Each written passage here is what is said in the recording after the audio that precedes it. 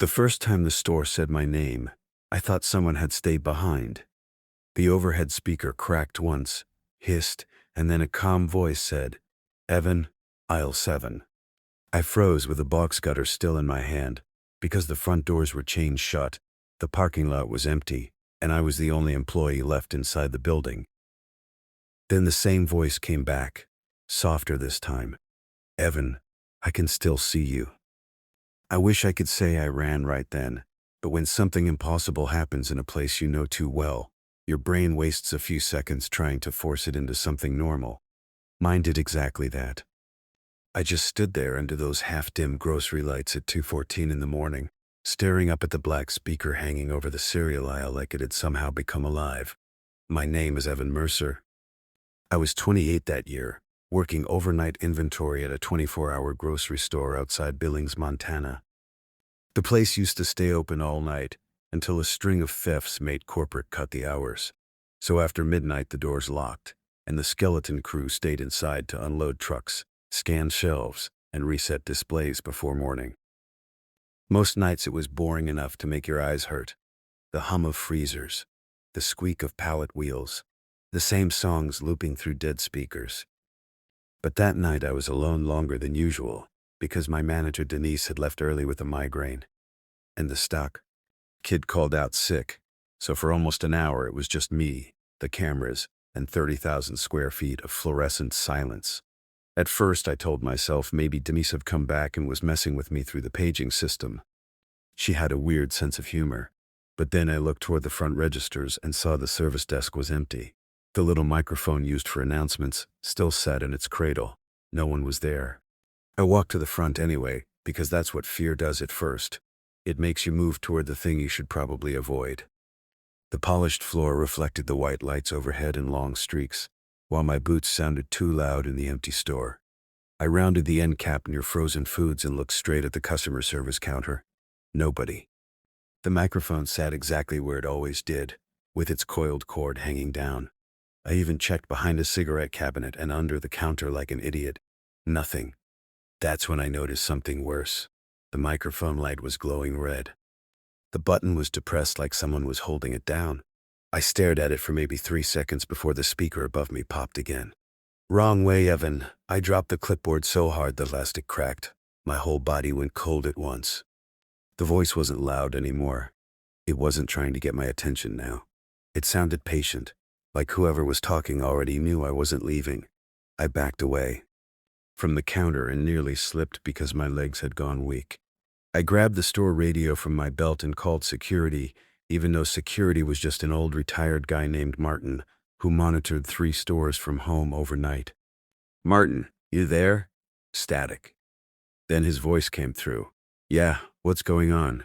I kept staring at the service desk while I answered. "Someone's inside." He laughed once, like he thought I was joking.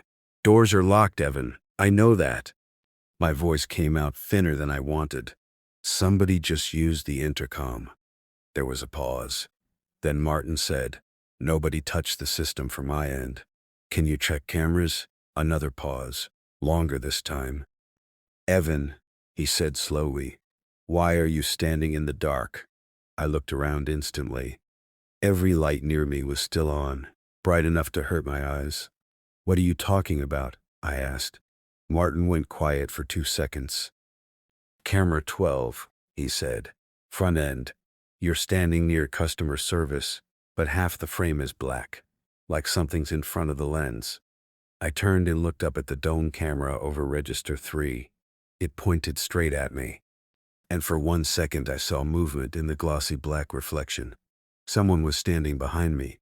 I spun around so hard my shoulder hit a candy display and sent gum all over the floor. Nothing was there, just empty registers, silent checkout lanes. The automatic doors at the front, locked. Then the intercom clicked again. "Don't turn around that fast," I actually yelled, not screamed, just a sharp, involuntary sound that came out of me before I could stop it. "Martin," I said into the radio, "call the police."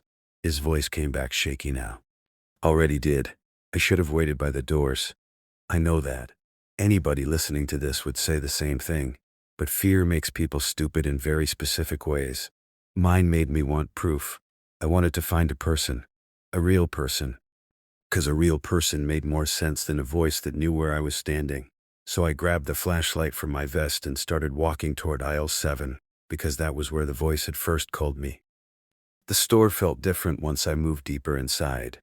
Up front still felt like a grocery store, but the farther back I went, the more the place felt abandoned. The hum of refrigerators got louder. The shadows between shelves looked deeper. My flashlight swept over rows of canned soup and pasta boxes, then pet food, and cleaning supplies. Nothing. I reached aisle 7 and stopped. At first I thought it was empty. Then my beam hit the floor. A shopping cart sat in the center of the aisle. Just one. Facing me. It shouldn't have been there because every cart had been nested at the entrance before we locked up. But that wasn't a part that made my stomach drop. Inside the cart was my water bottle. The dented stainless steel one I had left at the stockroom sink 20 minutes earlier. I walked toward it. Slowly, every nerve in my body telling me not to. My name was written on the side in black marker. I touched it. It was cold. And sitting underneath it was the store phone handset, the one from customer service. I stared at it in the cart, and before I could move, the phone rang. Loud, sharp, inches from my hand. I stumbled back so hard I slammed into a shelf and boxes fell behind me. The phone kept ringing in the cart.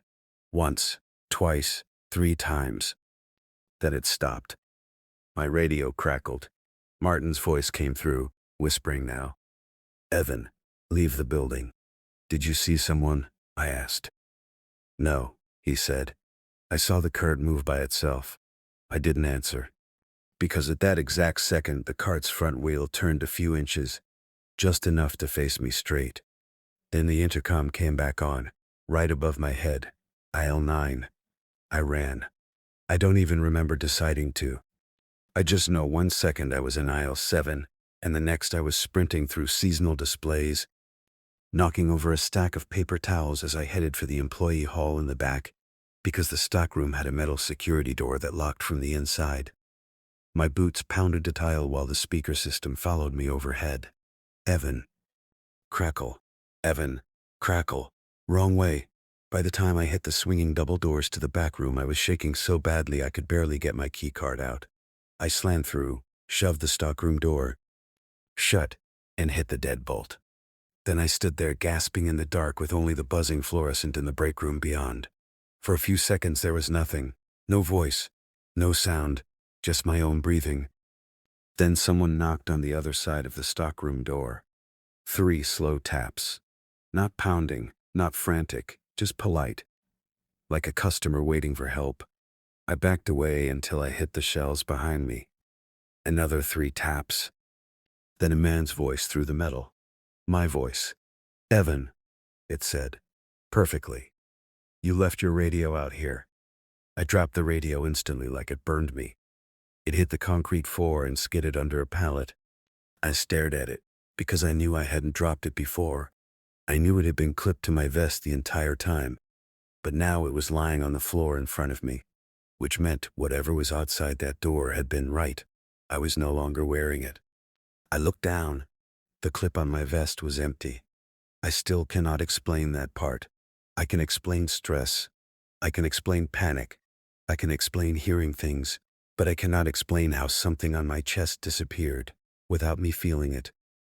The knocking stopped. For maybe 30 seconds there was complete silence. Then Martin's voice suddenly burst from the radio under the pallet.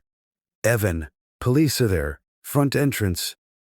I lunged down, grabbed it, and nearly cried hearing another real human voice. "I'm in back," I said. "Don't open anything unless you see them. You need to hear this first," Martin said. He sounded sick. I rewound the camera. "What?" "The intercom," he whispered. "Nobody used it. I didn't understand." "Then how?" He cut me off. "Evan, every time the speaker came on, you were the one talking." My entire body locked. I laughed once because my brain refused to accept the sentence. "That's not funny. I'm not joking." His breathing crackled through the radio. "On camera 12, every announcement, you leaned toward the microphone and said your own name." I couldn't speak, because the microphone from customer service was now sitting on the shelf beside me, its cord still slowly swinging. I never heard the stockroom door open. I never saw anyone come in. I just know it hadn't been there before. Then, from somewhere deeper in the dark receiving area behind me, my own voice quietly said, "You finally heard it too." I ran before I even turned around. I shoved through the back exit, and I nearly collided with two deputies coming around the building with flashlights drawn. I must have looked insane because they both grabbed before I hit the ground. They searched the entire store, every aisle, every cooler, roof access, loading bay. Nothing. No forced entry, no footprints, no one on camera except me. Just me walking through empty aisles, stopping at customer service, pressing the intercom button, and speaking into the microphone while nobody stood there. That's what the footage showed. Me, alone, calm, like I was doing my normal job. Except I have never been able to bring myself to watch the audio. I clicked the next morning, never went back. But a month later, Martin called me after his shift ended. He asked me one question in a voice I'd barely recognized.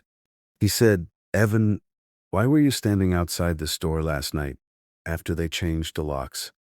Then he sent me the still frame. The front doors were dark, the store was closed, and under the reflection of the parking lot lights, someone wearing my face was smiling in through the glass.